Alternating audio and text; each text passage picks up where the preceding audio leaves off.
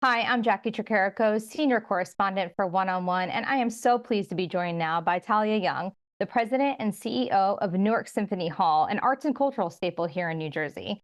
Talia, so great to have you on the program. Oh, definitely the pleasure is mine. So, first, when we're talking about the Newark Symphony Hall, when I logged onto the website, right there, big and bold, it says, Art is now, art is impact, art is service. Describe that mantra and what that means to you and your colleagues and how you're implementing it there at Newark Symphony Hall every day. Wonderful point to start with. I just started as a president and CEO 2 years ago. I've worked in Newark for over 15 to 20 years. And what I noticed about Newark Symphony Hall, that we were more than just a historical institution located in the middle of downtown, but we were an anchor institution in the Lincoln Park Arts and Cultural District. And what we needed to communicate externally, not even to our supporters, our community, but also to ourselves, the capacity that we have to be that anchor. So we needed to communicate that art is happening now inside of our building. Art in the service that we do impacts our community, and really just understanding the whole holistic impact that this institution has in our community. So I think it's the power of words per se. Right, right. And you mentioned the history. You're coming up on the centennial in 2025. We're taping this in October of 2024, but in 2025, it's 100 years of this building being there in Newark and a staple in Newark. But there's been a lot of evolution over those years. Talk about the history of the building itself and kind of how it's grown to what it is today. So in September of 2025, the building would be 100 years old, which is extremely exciting to tell the story of what the evolution of the building really is. The building was erected as the Mosque Theater, where it was a community, still community hub.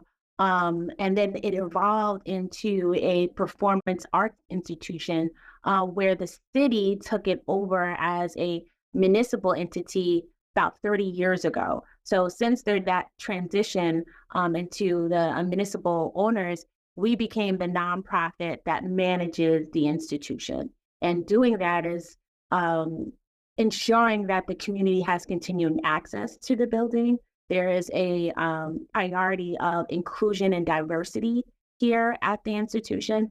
But I think that the powerful thing about it is because it has that longevity of history, the evolution of culture, music, arts education, we have been that home in Newark. So when you look at the symphony and classical music, then the evolution into jazz, the evolution into hip hop, the evolution into the art that is now, we've seen it all on our stage.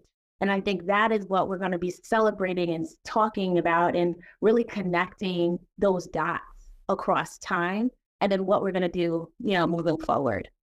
It sounds like what's happening inside that building is being representative of what's happening outside of that Oh. building throughout Newark. And like you said, such an arts and cultural hub there in Newark. Talk about how important it is to have a dedicated and affordable, accessible space, really, for Black and Brown artists, especially in urban areas. We are reflective of our city, and the city of Newark is a home of artists, right? It's historically been home of artists, and that literally was what happens on our stage. So we do provide accessible art space for Black and Brown students, mature artists, emerging artists, young talent. And we do it in multiple factors. One, providing the space. Two, allowing real arts education and access to sustainable jobs and creating pipeline, say through our production assistant courses, our theater classes, and really hands-on activation here with partners, strategic partners, the school district, Newark Arts Council, all community-based organizations that exist here. So it is really that space for creative space and creative activation that happens in our city, but they have that accessible component to or location at Newark Symphony Hall. You talk about pipelines, and it's really become a pipeline to the entertainment industry in many ways. We know that New Jersey has really been thriving when it comes to the film and television industry. So many production companies coming here to film. How important are those programs? Like you mentioned, talk a little bit more about that production assistant training program. I wanted to learn a little bit more about that and other programs that you're offering the students that are coming through those doors to really help them get on the path to be able to pursue those jobs in the state of New Jersey. Yeah, I think it's a very exciting time for the state of New Jersey with the leadership of Governor Murphy and really activating that tax credit incentive. It has driven business to New Jersey from the film industry. And as a union building, we know from our day to day how unions interact into that field, right? And what we have to do is really create the connection point to the unions, which is stable labor, stable workforce and economy, and creating that access with local artists. So what a lot of people do not know is that we shoot a film, movie, commercial at least once a month here at Newark Symphony Hall. Our property is ideal for production, filming, and really the historical environment of it. So what we notice is that the best way to diversify the unions and the trade unions is give hands-on access in creating pipelines.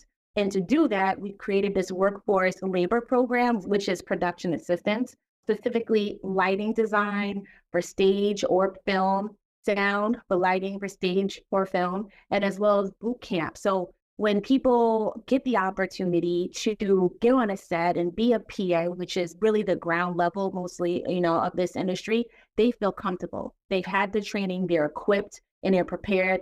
So when that call happens, they're ready for it. And I think the critical thing that we're doing is making sure that we can create that pipeline. So as the film industry blossoms here in Newark, here across the state, we can be a source to diversify the PAs. Well-trained, access, and then having that pipeline. Part of this celebrating 100 years, part of that is really this massive expansion that's happening. Give us a minute or less on the expansion and what we can see happening at Newark Symphony Hall over the next year or so. So again, under the leadership of the governor as well as our mayor, Tricarico, they have invested in this institution, understanding that if funds directly do not go into it and preserving this institution, we won't have a future. So over the last 4 years, we've raised over $20 million to restore and reactivate this institution. We completed phase one. It's a 5-phase project. We completed phase one last summer. And we're going into phase two in January, deploying $10.9 million, which will open up the arts education lab here at Newark Symphony Hall, bring back the marquee, and then just also health and safety protocols to really be able to activate 200,000 square feet of space. And it sounds like all that to really keep restoring the building, keeping it a center of Newark, and making sure it's there for all the residents throughout Newark and beyond. So thank you so much, Talia, for sharing more about Newark Symphony Hall, what's going on there, and how it's benefiting the city and the rest of us here in New Jersey. Definitely my pleasure. Thank you so much. We'll be right back after this. One-on-One with Steve Adubato is a production of the Caucus Educational Corporation, celebrating 30 years in public broadcasting. Funding has been provided by New Jersey Children's Foundation, Citizens Philanthropic Foundation, New Jersey Sharing Network, Rowan University, the Russell Berry Foundation, Newark Board of Education, the New Jersey Economic Development Authority, Community Food Bank of New Jersey, and by the Adler Aphasia Center. Promotional support provided by Meadowlands Chamber and by NJ.com. Are you looking to be a part of a dynamic, forward-thinking business service organization? At the Meadowlands Chamber, every day we connect, collaborate, and innovate, helping to drive business and economic growth in the greater Meadowlands and New Jersey. I invite you to visit our Meadowlands Chamber headquarters, an open office facility with access to resources for our members' businesses and networking needs. Together we will build the Chamber of the future and the next generation of leaders.